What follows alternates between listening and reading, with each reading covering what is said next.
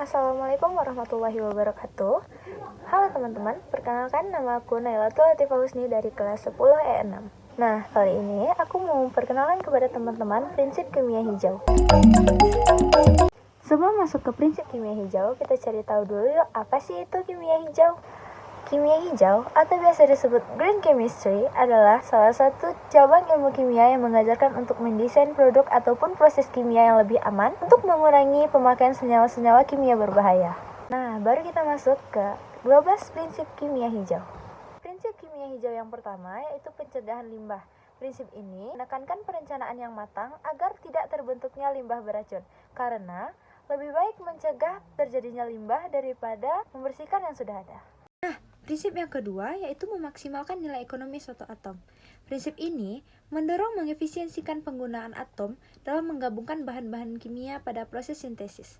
Tujuannya untuk mengurangi limbah hingga ke level molekul dengan memaksimalkan jumlah atom dari semua reaksi pada proses kimia. Prinsip yang ketiga yaitu sintesis kimia yang bahayanya sedikit. Prinsip ini menyokong penggunaan bahan kimia yang tidak berbahaya sejak awal produksi. Diharapkan sintesis bahan kimia tidak berbahaya bagi kesehatan manusia dan lingkungan.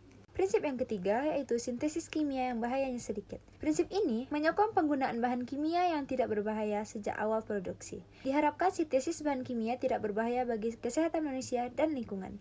4. Mendesain proses yang melibatkan bahan kimia aman. Tidak semua bahan kimia aman untuk berbagai produk. Oleh karena itu, jika suatu produk memang perlu menggunakan bahan yang beracun, diharapkan bisa dikurangi selagi tetap menjaga keefisienannya. Yang kelima, menggunakan pelarut dan kondisi reaksi yang lebih aman. Selain bahan-bahan dasar dan bahan pendukung, zat kimia pelarut yang digunakan juga harus aman dan tidak berbahaya. Hal ini agar proses produksi tidak menghasilkan banyak limbah berbahaya. Mendesain efisiensi energi. Prinsip ini menekan keberlanjutan dari produksi sehingga dalam perkembangannya energi yang dikeluarkan harus lebih efisien.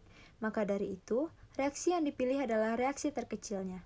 7. Menggunakan bahan baku terbarukan. Prinsip ini menekankan penggunaan bahan dasar yang sifatnya tidak susah diproduksi atau dicari. Lanjut, yang ke-8. Mengurangi bahan turunan kimia. Nah, ini berkaitan dengan efisiensi penggunaan energi, bahan dasar, maupun bahan-bahan kimia pendukung dalam produksi. Tujuannya, mencegah limbah berlebih dan berbahaya. 9. Menggunakan katalis untuk efektivitas. Katalis adalah zat yang mempercepat maupun memperlambat reaksi kimia. Katalis digunakan untuk bisa meminimalkan energi dan meningkatkan efisiensi. 10. Mendesain bahan kimia dan produk yang terdegradasi setelah dipakai. Prinsip ini didasari harapan bahwa produk-produk berbahan kimia dirancang untuk mudah terdegradasi menjadi limbah yang tidak berbahaya. Dengan begitu, limbah mudah terurai secara alami. Oke, kita lanjut ke 11. Menganalisis secara langsung untuk mencegah polusi. Prinsip ini menegaskan pentingnya analisis mengenai dampak lingkungan yang dilakukan secara langsung dan koherensif. Tujuannya untuk bisa merancang sistem produksi yang minim bahkan tanpa polusi atau limbah. Nah, akhir nih, 12. Mencegah potensi kecelakaan. Bahan kimia yang digunakan harus aman dengan risiko kecelakaan yang minim. Jadi, selain harus aman dari dampaknya ke lingkungan, bahan kimia yang dipilih juga tidak memiliki risiko kecelakaan besar saat digunakan dalam produksi. Nah, itu dia 12 prinsip kimia hijau yang harus teman-teman ketahui.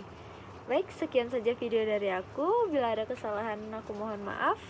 Wassalamualaikum warahmatullahi wabarakatuh dan semoga bermanfaat. Dadah teman-teman.